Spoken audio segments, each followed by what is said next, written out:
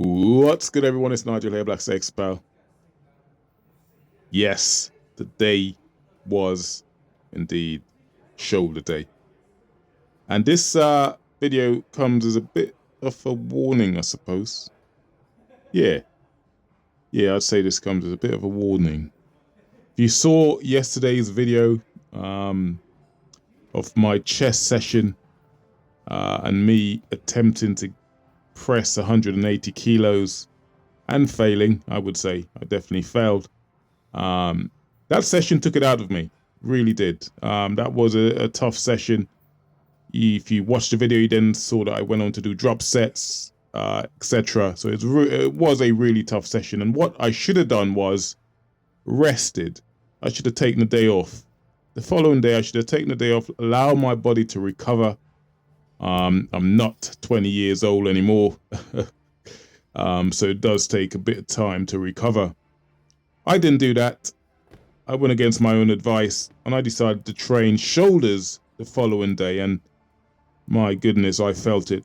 Firstly, the DOMs was still apparent. Secondly, the strength was most definitely not there. Here's me struggling really badly with 46 kilos. And I know to some people they'd probably say, oh yeah, that's still a heavy weight. Yeah, it's all relevant to your strength, I suppose. But yeah, what I should have done was rested and not train the following day. And that's a lesson for all of you guys to know that rest days are so important. Take days off here or there. You should really gauge it on how you feel, right? So if you're feeling that you're, the day after a leg session, whatever session you did, that the DOMs are apparent, you're feeling it, then you're feeling sore, you should really take that day off and try and recover. But anyway, I went ahead and trained anyway. And here you can see I moved on to shoulder press on the Smith machine. If you've got a Smith machine at your gym, behind the neck shoulder press, not going too heavy at 25 kg plates each side. And this is another good exercise for building your traps. It's you hear people say don't do this exercise. Behind the neck presses or behind the neck lat pull down. Now, that's a load of nonsense as far as I'm concerned. This is a great exercise for building your traps, your rear delts. So one I would definitely say you add to your session. I'd say make sure you warm up sufficiently before you do it. For people who've advocated for you not doing this exercise and injuring themselves, it's pretty much because they did not, or most likely did not warm up prior to doing this exercise. So like I always say and advocate to you guys, make sure you warm up sufficiently before you train. It's massively important. It avoids or abates you having an injury. If you cannot train injured. Luckily for me, I've rarely had injuries throughout my bodybuilding or my lifting career, if you want to call it that, because I've done the right thing by doing the boring things like warming up sufficiently before each session. So make sure you warm up and please do this behind the neck exercise. It's great for building your traps. And then we move on to flies here. Now I'm using the plates here for the flies. As you can see, I'm not using dumbbells. And again, as you guys know, I always train on feel. If it feels like it's working and it's hitting the muscle differently, then you should do that. So I'd say if you've got some plates at your gym and you could hold the plate in the way I'm holding it here. Now these plates have got the holes on the sides, as you can see. So it allows me to grip the plates in a certain way. This works for me, or it feels better than using the dumbbell because of the angle the plates are going up at, and you've got more leverage to change the angle of the plates as well. So if you've got some plates at your gym, I'm using 10 kg and 5 kg plates here, as I did some drop sets as well. If you've got some plates that allows you to hold the plates in this manner, then I'd say try doing dumbbell flies with barbell plates instead, and see how that works out for you. I think it worked great. It felt different to using the dumbbells, so that's why I did it, and that's why I always tend to add it to my session. And not to say I don't do dumbbell flies, I do, but that feels different when doing it, using the plates as opposed to the dumbbells. And this one, I'm not sure how many of you guys do this. If you've got a Smith machine, again, at your gym, this is another great exercise for isolating the shoulder. The single arm press. The single arm barbell press. Now, how many opportunities do you have to isolate your shoulders like this? I mean, the Smith machine is great for doing that, right? See, because you've got that element of control. It's harder. I mean, you can try doing it with dumbbells, but obviously it's going to be a hell of a lot harder. You're trying to stabilize yourself whilst doing it, which means that you're not solely focusing on the traps.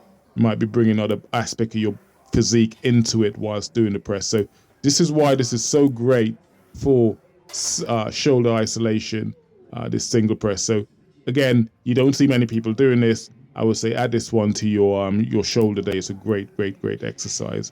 Then we moved on to these these cable pulls that you see me doing here. I'm not a massive fan of this exercise. Yeah, it looks good on camera. You can see all my muscles working in my back, but I'm not a great fan of this exercise because I don't feel it necessarily working as great as it looks. And I know it does have its place, but there are other exercises you can be doing, like the one I'm doing here, that I believe work better for your rear delt. Again, I go back to what I always say, boringly train on feel. And if you feel like the previous exercise I do works for you, then keep that in. I just didn't feel like it worked. It works for me as good as this exercise does. So yeah. And I superset this exercise. As you can see, I did it with the cable on the end. You probably see it on the next set how I did it. So I did 10 or 20 reps in total, and I used the handles, as you can see here. Most people don't, and you will see this on the next set, where you don't necessarily need to use the handles. You know, on these machines, you have like a ball on the end of the cable, which you can use for these rear cable crossover. I probably missed that, but I did it on the previous set. As you can see, essentially I supersetted the set that I previously did. If that at all makes any sense, go back and watch what I did, and the video tells you exactly how I did it. I moved on to the single arm cable flies here. Again, for isolation purposes, this is another good exercise to use for the traps and the rear delts. You can see it working here. So there's nothing really to explain here. And most people, you see people doing this at the gym. As you can see, I'm going a little higher here, as opposed to not bringing it to about shoulder level. I'm going all the way up.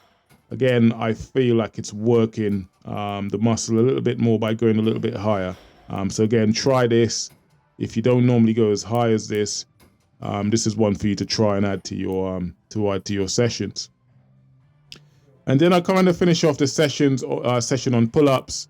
I did a bit of biceps at the end as well, but again, with pull-ups, there's not much to explain here. Wide grip pull-ups for shoulders. For me, you see some people doing shoulders, and I'd say if you want to hit shoulders, go wide grip as opposed to close grip. If you go close grip, you're more likely to hit your back, your lower back, if that makes any sense, or upper back. Whereas this would hit your shoulders. Wide grip would hit your shoulders, close grip would hit your back. So again, you train on feel. If it feels like it's working that muscle, then that's what you do. But for me, this is where I feel it the most when I do wide grip pull-ups. And I finish up on some bicep here. Nothing really to explain, using the cable machine, single arm isolation, bicep curls, a good exercise for isolating the biceps, and not much else here to explain. So I did every exercise you saw me do. I did 4 sets of anything between 10 and 15 reps. So 4 sets of 10 and 15 reps. That, you guys know who watch my previous videos know, that's what I work to every time, every session. And that was essentially it, guys. So the lesson from this is to always make sure to rest sufficiently before you do your session, especially if you're going from chest day to shoulder day, which is kind of, you're hitting similar sort of exercises to a large extent. So you don't want to be fatigued going into it. I learned my lesson. I won't be doing that again. Yeah. And I hope you guys have learned a thing or two from this session. Thanks for subscribing.